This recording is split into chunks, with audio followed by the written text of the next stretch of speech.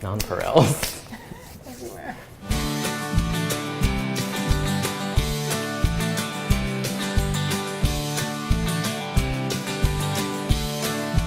Hey guys, welcome to part 2 of everything you needed to know about sugar cookies. Today with our very special guest, Jason Schreiber. Hello. I like to call him a sugar cookie expert. Can it say that at the bottom of the screen? Yeah, can we get a little Chiron? lower third? Yeah. So Jason, we're going to talk about sugar cookie cutouts, best practices. Ready. Okay, so to start, we have our sugar cookie dough. It's been chilling. Now, when you work with cutout cookies, do you pull your dough straight from the fridge and start rolling, or do you like kind of let it temper? The truth is I usually pull it straight from the fridge and then I often regret it. So what I then do is I push on it really firmly. While it's wrapped up? Either while it's wrapped or when I've just started to unwrap it. And one thing that we actually learned in school is you can take your rolling pin and you can hit it. I've heard tales of your perfect Oh no. flour dusting skills. May I see? So, well, this probably isn't going to work now that you've talked it up, but you just want to put enough flour so that the dough doesn't stick, but you don't really want to get more flour into the dough than you already have. Right. So, just a little bit. You can put some on the top and some on the bottom. So we were talking about this earlier, that it's sort of like skipping a stone. It's like that same action. So you want to start in the middle of the dough rather than at the end. So right in the middle, and just push until you get to the top. And then if you're being really careful, you spin it and keep going from there. So you're always working from the middle of the dough out. I want to tell these guys about my other favorite cookie and pie dough tool is the bench scraper. We've talked about this before, but I think it's just a great way to make sure you're not sticking. So even if you've floured your surface nice, you can come around the edge with your bench scraper, give your dough a turn, and then you're sure that you're not sticking. I was going to say, I keep noticing on mine that this dough is cracking, which is annoying, but it happens sometimes. It happens sometimes. And it doesn't mean you can't use it, you just have to kind of be mindful of it when you're cutting, and just don't cut across that crack. The fissure. Yeah, so you can just cut on one side and then cut on the other. Sometimes the cookie will stick to the cutter and sometimes it'll stick to the surface if you haven't floured it enough. Right. And you just don't know exactly what you're going to get, but you just go with it. If it does stick to the surface, don't try to pick it up with your hands. That's a good time to use your offset. So because my dough seems to be sticking to the surface more than the cutter, I am just going to leave it there and then pull the scraps away. So we're going to keep cutting. Yeah, and if you don't have a cookie cutter, you can use a glass. That's a great point. And if you don't have a glass, you can use a knife. You can use a knife. So don't worry, if you don't have a cutter, you still got cookies. If you want to make sure that your cookies stay perfectly crisp, then you need them to be very cold when they go into the oven. You want them to be frozen. Frozen hard. Yes, you should be able to pick them up and like tap them. And tap them. Yeah. Flick them, tap them. So they should be really firm. So like 15 minutes? In the freezer. In the freezer. If your freezer is really cold, 15 minutes should be good. Half an hour is better. Okay. If you wanted to, you could freeze them for a couple of hours. Maybe you have to run an errand, that's fine. Now, let's quickly talk about rolling scraps. I can re-roll this, right? You can definitely re-roll it 1 or 2 times. Okay, so this is one time. Yeah. Can I bake different shapes together? You can bake different shapes together as long as they're approximately the same size. Okay. Okay, we're gonna pop these in the freezer, let them get really firm and cold before we bake them.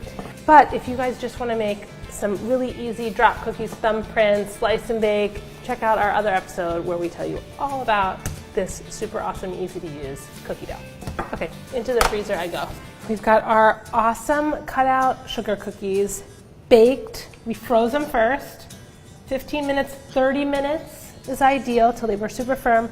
See, and that's how you get this really sharp edge.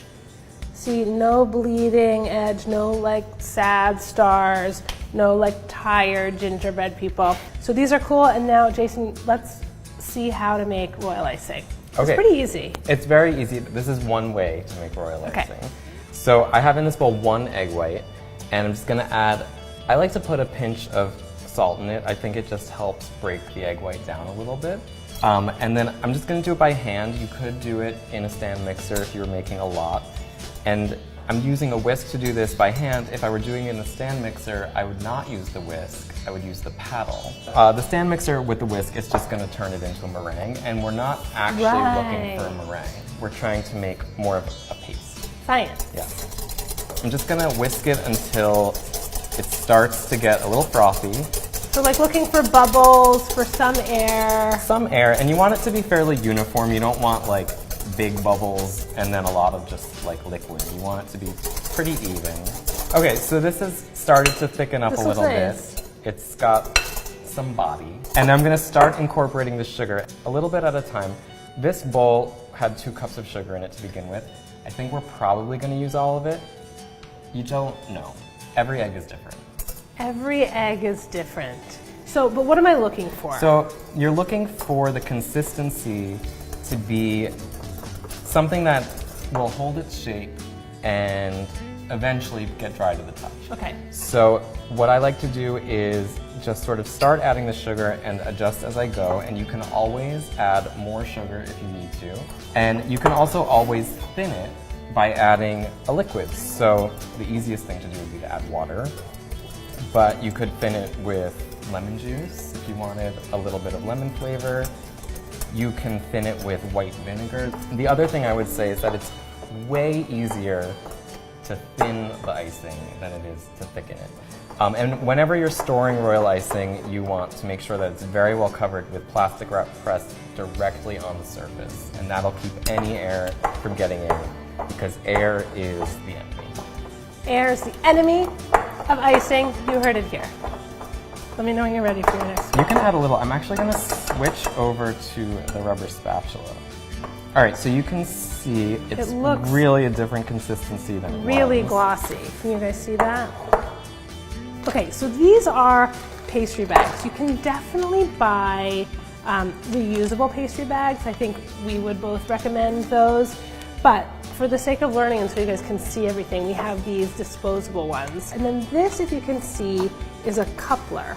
So it has a little thread on it. Here is the collar. I don't know what we call that part. And then here are your pastry tips. So you put this part down into your bag all the way, and you'll cut the tip off.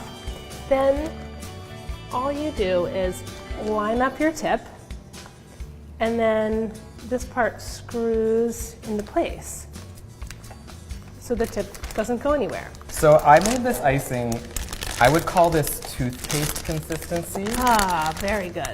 So what I mean by that is that it is the consistency of toothpaste, but specifically it falls on itself and it holds its shape. You see how it's not really consolidating back into the mass, and that is a really good consistency for doing lines or star tip decorations or just simple little dots, things like that.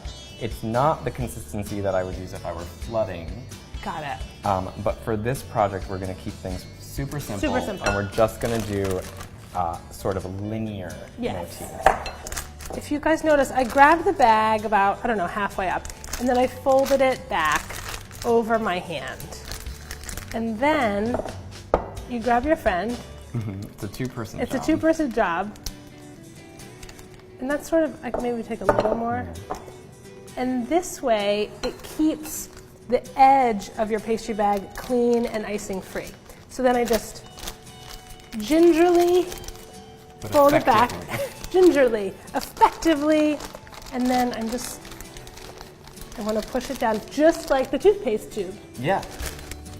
What's too much icing to put in? Well, that looks like too much. Well, too much is the amount that starts to come out the back end rather than the front. I pressed the icing down just like the toothpaste tube, and then I twisted the top just to make it airtight. Yeah. And that'll keep the icing going in one direction. Got it. Okay, so the first thing that I would do is to just get a little bit comfortable with the way the icing feels in the bag. Okay, good. Because good tip. it's always going to be a little different. So I like to just start by letting it attach itself to the cookie and then pulling back. And you notice I'm not directly on the surface except for when I want to change direction. I'm going right up to the cookie and I'm attaching to the last bit, and then I'm lifted up in the air, and I'm just going to let the icing fall until I need to change direction here. And then I'm just letting it fall And it was just kind of and like a changing tap. direction. Like you're Yeah, not even I don't putting- even go all the way down. Right. So the star, because it's sort of these open corners, I wasn't really getting close. Oh, it's so perfect. Nice. Okay, now let's talk about gingerbread people. Let's talk about it. What's the minimum I can do to dress this guy up for the holiday? I mean, I think the minimum would be like a smiley face and some buttons. Okay, I'm gonna go bow tie. Oh, that's like an advanced technique. Look at this. This guy's ready to party. He's great. Maybe I'll just do a bunch of little dots all over the star. While the frosting is still wet, it's kind of just like school glue. And sanding sugar is basically glitter, and I'm just gonna sprinkle it, and I'm gonna use way more than it ultimately needs. And then just tip it over. And then the sugar mostly just sticks to the royal icing. So pretty. Yeah. And then you can reuse this sanding sugar, obviously, if you just sort of tip As long it as into it's it. not sticky. Yeah. And then once I have all these decorated, how long should I give them to dry? Well, it's really important, especially if you're going to be giving them as gifts or stacking them in any way, that they're completely dry. Completely dry. And that's going to be affected by the temperature, the humidity, how much liquid was in the royal icing to begin with. I would say, to be safe, let them sit overnight. Okay, just at room temperature, Yeah. uncovered. Get in the kitchen, make some royal icing, get the whole family involved, and have a good time. We're gonna keep going, making some gorgeous stars. Oh, look at that. Wow. Well, Jason, thank you for being here and sharing all of your cookie decorating tips. All of them. Guys, for more, head over to realsimple.com for so many great cookie decorating ideas, but we'll be here decorating cookies. Jason, thanks. All day. Happy holidays.